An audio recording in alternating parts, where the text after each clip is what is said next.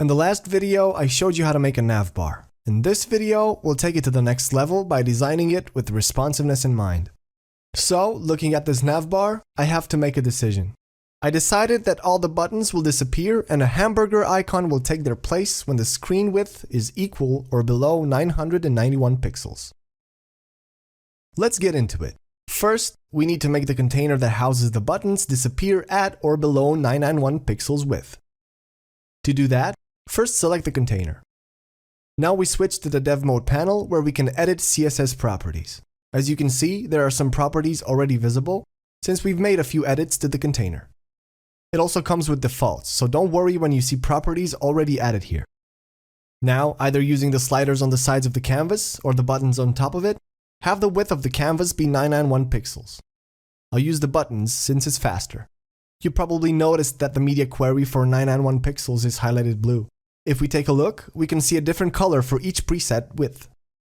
This will come in handy when using the tree view to identify which element has which media query changes at which exact width. For now, let's stick to this one. For property, add display. And for its value, add none. This will make it disappear when the screen is equal or below 991 pixels wide.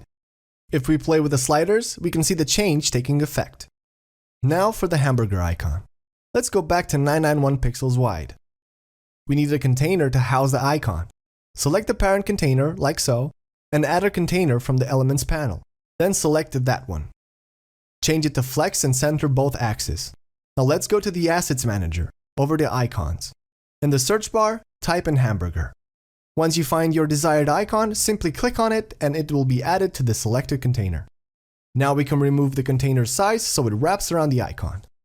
With the container still selected, head over to the main properties in Dev Mode and add display none. This will make it disappear when the width of the screen is over 991 pixels. Also, add media queries for 991 pixels wide, add display flex. This will show it when equal or below 991 pixels. You can add any type of CSS property in the Dev Mode. Anything goes. Your imagination will be the limit. And there we go, that's it for the navbar. There's a lot more stuff we could do with it, but I really want to show you the components and how to use them. So see you in the next video where we'll do just that.